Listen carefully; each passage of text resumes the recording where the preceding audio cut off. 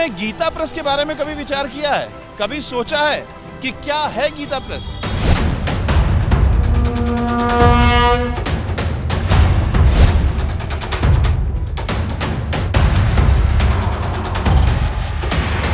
पहली बार भारत के किसी यशस्वी प्रधानमंत्री जी के द्वारा सम्मान दिया गया है। क्या आपने कभी सोचा है कि हिंदू धर्म के लिए गीता प्रेस ने क्या किया है?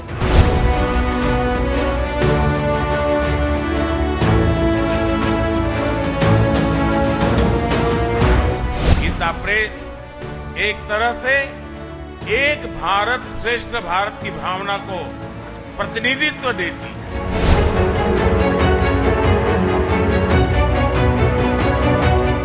क्या आपके मन में कभी ऐसे सवाल उठते हैं कि अयोध्या में बन रहे भव्य श्री राम मंदिर का गीता प्रेस से क्या संबंध है?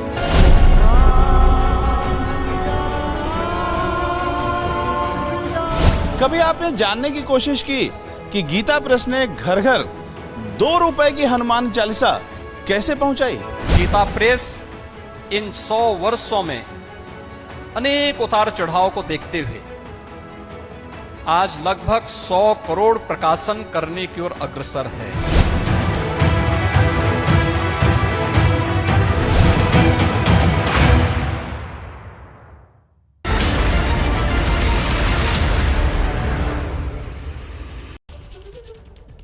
नमस्कार, मैं हूं विवेक श्रीवास्तव। गीता प्रेस 100 साल पहले से यानी 7 जुलाई 1923 से हिंदू धार्मिक किताबों का दुनिया का सबसे बड़ा प्रकाशक है। माफ कीजिए, जो भारत के कई दौर से गुजरा है, जिसमें खिलाफत आंदोलन से लेकर आरएसएस के जन्म, स्वतंत्रता संग्राम, नेहरूवादी राष्ट्र निर्माण और अब प्रधानमंत्री नरेंद्र मोदी के हिंदू राष्ट्रवाद तक शामिल है। चुनौतियां कितनी भी आई हों, लेकिन गीता प्रेस से छपी किताबों का प्रभाव कभी कम नहीं हुआ। जरा सोचिए, अगर गीता प्रेस नहीं होता तो हिंदू अपने धर्म से जुड़ी जो प्रमाणिक कहानियां थी वो कहां से पढ़ते? रामचरितमानस घर घर तक कौन पहुंचाता? महावीर हनुमान का चालीसा कौन बताता? और हमारी धार्मिक सांस्कृतिक परंपरा की जानकारी हमें कैसे मिलती?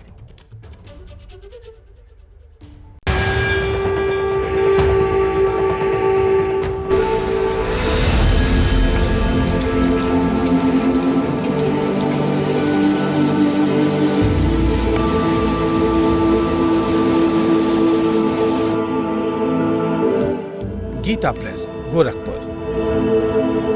लाल सफेद पीले मंदिर जैसी सजी धजी इमारत।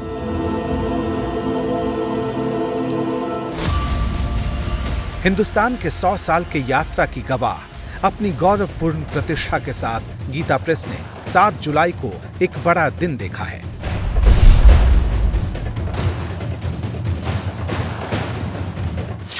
गीता प्रेस अपने 100 वर्ष की एक शानदार यात्रा को लेकर के आगे बढ़ा है और शानदार यात्रा में इन 100 वर्षों में विगत 75 वर्षों में कोई प्रधानमंत्री गीता प्रेस में आज तक नहीं आ पाया, क्योंकि गीता प्रेस भारत की मूल आत्मा को झंकृत करता है, उसको जागृत करने का कार्य करता रहा है।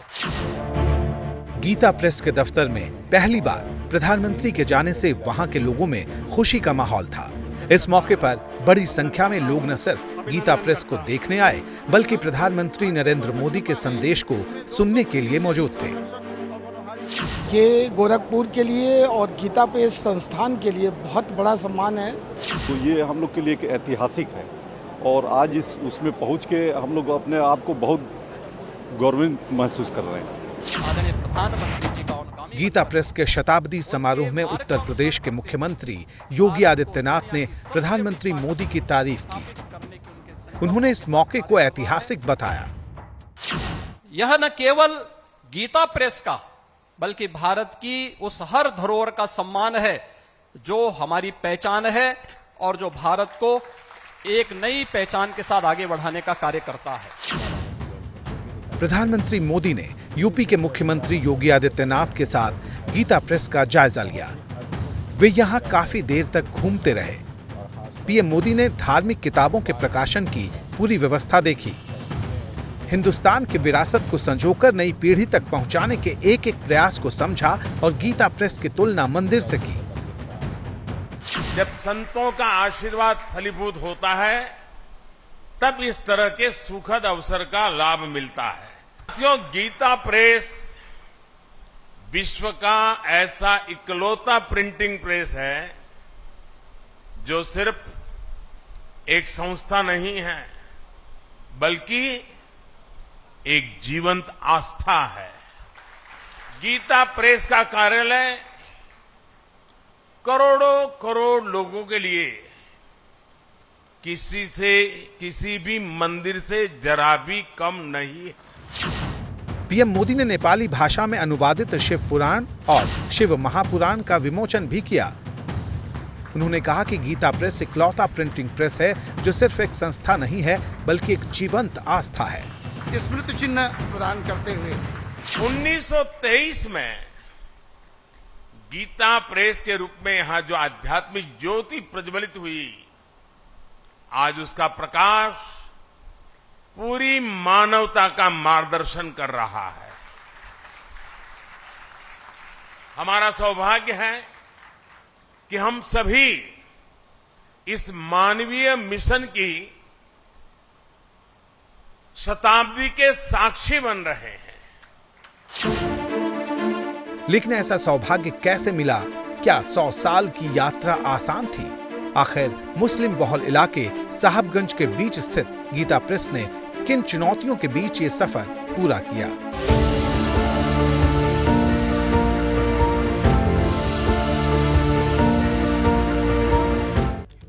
हिंदुस्तान पर कई बार आक्रमण हुए। हर आक्रमण में न सिर्फ भारत को लूटा गया बल्कि सांस्कृतिक पहचान, विचार और साहित्य पर भी चोट हुआ। मुगल काल में हिंदुओं के मंदिरों को तोड़ा गया तो तुर्की शासक बख्तियार खिलजी ने नालंदा विश्वविद्यालय में आग लगवा दी। अंग्रेजों के शासन में भी धार्मिक शिक्षा हाशिए पर था। अंग्रेजी के चलन से रहन सहन के साथ ही हमारे तीज त्योहार भी प्रभावित होने लगे थे। धार्मिक किताबों से लोग दूर होने लगे थे। ऐसे में गीता प्रेस ने कलम से एक बहुत बड़ी लड़ाई शुरू की। गीता प्रेस एक तरह से एक भारत श्रेष्ठ भारत की भावना को प्रतिनिधित्व देती है।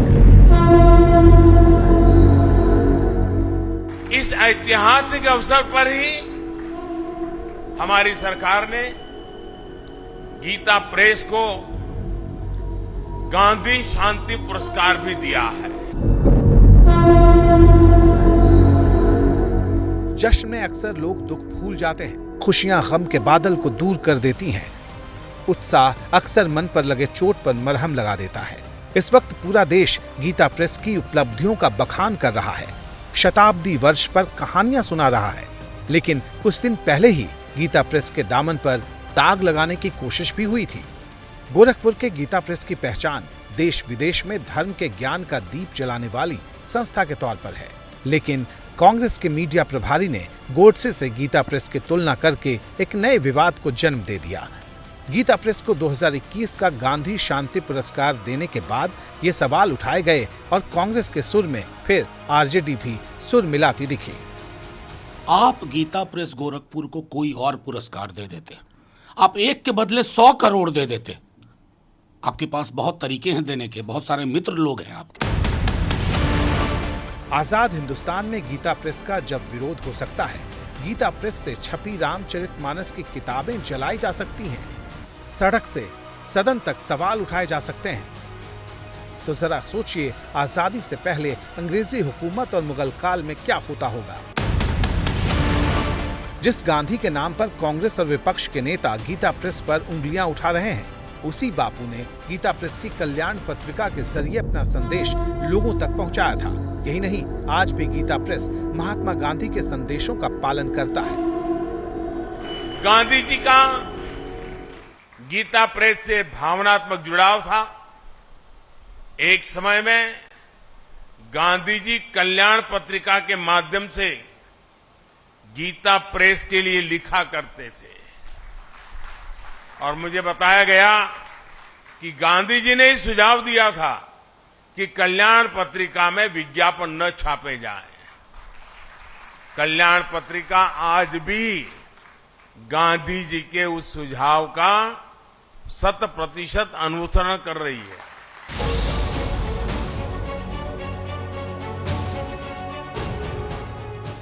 गीता प्रेस की शुरुआत 29 अप्रैल 1923 को एक किराए की दुकान से हुई थी। एक मारवाड़ी व्यवसायी से अध्यात्मवादी बने जयदयाल गोयंदका ने गोरखपुर के हिंदी बाजार में किराए पर मकान लिया। उस वक्त किराए के रूप में 10 रुपए का भुगतान किया जाता था। गोयंदका और सह संस्थापक हनुमान प्रसाद पोद्दार के प्रयास से गीता प्रेस में हिंदू धार्मिक ग्रंथों की छपाई शुरू हुई। साथियों, गीता प्रेस जैसी संस्था सिर्फ धर्म और कर्म से नहीं जुड़ी है, बल्कि इसका एक राष्ट्रीय चरित्र भी है। गीता प्रेस भारत को जोड़ती है, भारत की एकजुटता को सशक्त करती है। गीता प्रेस की स्थापना के पीछे भी बहुत ही रोचक कहानी है। गोयंदका लोगों तक ऐसी भगवत गीता पहुंचाना चाहते थे जिसमें कोई गलती ना हो। इसके लिए उन्होंने 1922 में कलकत्ता के वाणिक प्रेस से संपर्क किया था, लेकिन इसमें कई गलतियां रह गईं। जब गोयंदका ने इस बारे में प्रेस के मालिक से बात की तो वो नाराज हो गए।